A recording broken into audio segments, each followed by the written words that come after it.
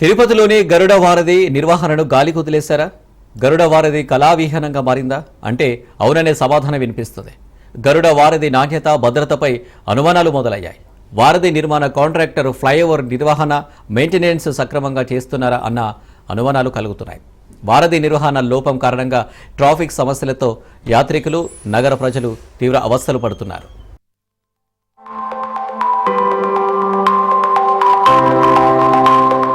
ప్రముఖ temple city తిరుపతికి నిత్యం వేలాది మంది భక్తులు తరలి వస్తూ ఉంటారు. ఇందుకే చంద్రబాబు నాయుడు ముందస్తు జాగ్రత్తల్లో భాగంగానే తిరుపతికి గరుడ వారధిని నిర్మించారు. ఎందుకంటే నిత్యం వేలాది మంది భక్తులతో కిటకిటలాడే తిరుపతికి ఈ ట్రాఫిక్ సమస్య వస్తుందని ముందస్తు అంచనా వేసి ఈ గరుడ వారధిని నిర్మించారు. అయితే ప్రస్తుతం ఈ గరుడ వారధి నిర్వహణ, అదేవిధంగా పర్యవేక్షణలో లోపంలో భాగంగా మళ్ళీ ట్రాఫిక్ సమస్యలు ఎదురవుతున్నాయి.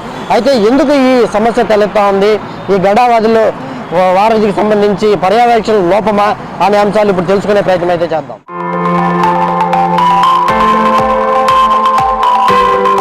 ప్రముఖ పుణ్యక్షేత్రమైన తిరుమల తిరుపతికి ప్రతిరోజు దైవ దర్శనార్థం నిత్యం వేలాది మంది యాత్రికులు వస్తూపోతూ ఉంటారు.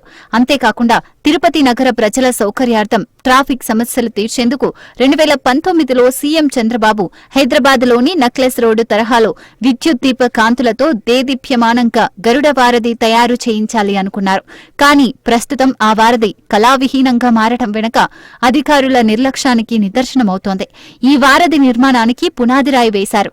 2 సంవత్సరాల కాల వ్యవధిలో వారధిని నిర్మించాలని తలపెట్టారు. కానీ అనుకోని కారణాల వల్ల ఆనాటి ప్రభుత్వం దిగిపోవడం, తర్వాత వచ్చిన వైసీపీ ప్రభుత్వం ఈ గరుడ వారధి పేరును, అలాగే దాని డిజైన్ను పూర్తిగా మార్చేయడం జరిగింది.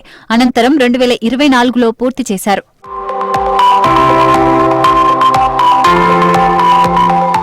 కూటమి ప్రభుత్వం అధికారంలోకి వచ్చిన తర్వాత తిరుపతిలోని వారధి పేరును గరుడ వారధిగా మార్పు చేశారు. తిరుపతి నగరపాలక సంస్థ, టీటీడీ సంయుక్తంగా నిర్మించిన స్మార్ట్ ఎలివేటెడ్ కారిడార్ కు పనుల ప్రారంభోత్సవ సమయంలో 2019లో నిర్ణయించిన గరుడ వారధి పేరును గత వైఎస్సార్సీపీ ప్రభుత్వం శ్రీనివాస సేతుగా మార్చేసింది. అయితే వైఎస్సార్సీపీ ప్రభుత్వం అధికారికంగా శ్రీనివాస సేతు అని నామకరణం చేసినప్పటికీ స్థానికులు మాత్రం ఈ వంతెనను గరుడ వారధిగానే పిలుస్తుంటారు. గరుడ వారధి అనేది ప్రజల నోళ్లలో నానుతున్న పేరు కావడంతో కూటమి ప్రభుత్వం వచ్చిన తర్వాత వంతెనపై శ్రీనివాస సేతు అక్షరాలున్న ప్రాంతంలో గరుడ వారధిగా మార్చారు.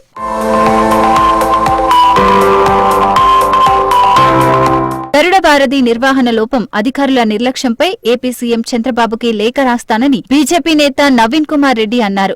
గరుడ వారధి 2019లో 694 కోట్లతో ప్రారంభమైందని, అందులో 600 కోట్లు ఫ్లైఓవర్ కు, 90 కోట్లు స్మార్ట్ స్ట్రీట్స్ మెయింటెనెన్సెస్, కాలువల నిర్మాణం కోసం కేటాయించడం జరిగిందన్నారు. ఈ వారధి నిర్మాణం పూర్తయిన తర్వాత ప్రతి 2 సంవత్సరాలకు ఒకసారి ఐఎస్ఓ అంతర్జాతీయ సంస్థ 3వ పార్టీ సర్టిఫికేట్ ద్వారా రోడ్డు సేఫ్టీ ఆడిట్ జరిపించాల్సిన బాధ్యత టీటీడీ, నగరపాలక సంస్థ, స్మార్ట్ సిటీ అధికారులపైన ఉన్నా అలాంటి భద్రతా పరీక్షలు జరిగిన దాఖలాలు లేవని మండిపడ్డారు.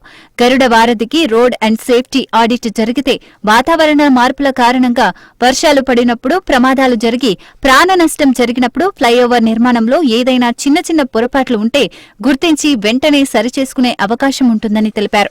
ప్రపంచ ప్రఖ్యాతిగాంచిన ఆధ్యాత్మిక కేంద్రం అండి తిరుమల శ్రీవారిది దర్శనానికి వచ్చే భక్తుల సౌకర్యార్థం, తిరుపతి నగర ప్రజల సౌకర్యార్థం ముఖ్యమంత్రి చంద్రబాబు నాయుడు గారు దూరదృష్టితో తిరుపతిలో ఖచ్చితంగా ఒక ఫ్లైఓవర్ ఉండాలన్నటువంటి ఒక మంచి ఆలోచనతో 694 కోట్ల రూపాయలతో గరుడ వారధికి 5 సంవత్సరాల ముందే పునాది రాయి వేయడం జరిగిందండి.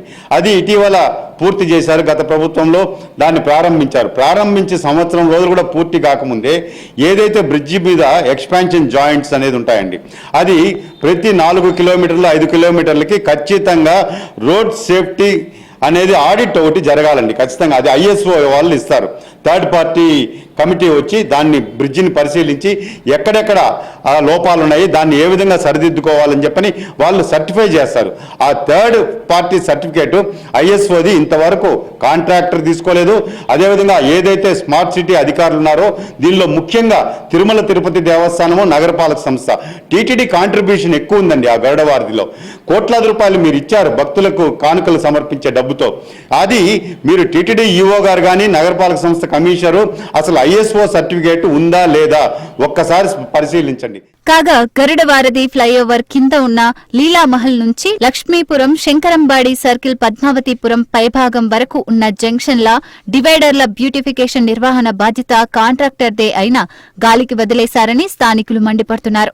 డివైడర్ల మెయింటెనెన్సెస్ సక్రమంగా లేకపోవడంతో కళావిహీనంగా దర్శనమిస్తుందని మండిపడుతున్నారు.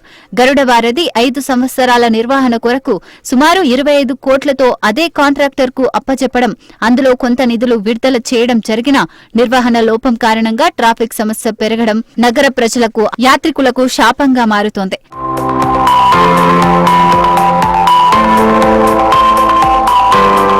తిరుపతిలో వర్షం పడితే గరుడ వారధి ఫ్లైఓవర్ కింద ఉన్న ప్రాంతాలన్నీ చెరువులను తలపిస్తున్నాయని, దానికి కారణం కాలువ నిర్మాణాలను చేపట్టకపోవడమే కారణమంటున్నారు ప్రజలు. టీటీడీ నగరపాలక సంస్థ స్మార్ట్ సిటీ గరుడ వారధి కాంట్రాక్టర్ అగ్రిమెంట్ ప్రకారం ఐఎస్ఓ సర్టిఫికేట్ తీసుకుని 5 సంవత్సరాలు సక్రమంగా పూర్తి నిర్వహణ చేపట్టేలా ఆదేశాలిచ్చి ప్రమాదాలు, ప్రాణ నష్టం జరగకుండా నగర ప్రజలలో అనుమానాలు కలగకుండా చూడాల్సిన బాధ్యత అధికారులదే అంటున్నారు స్థానికులు.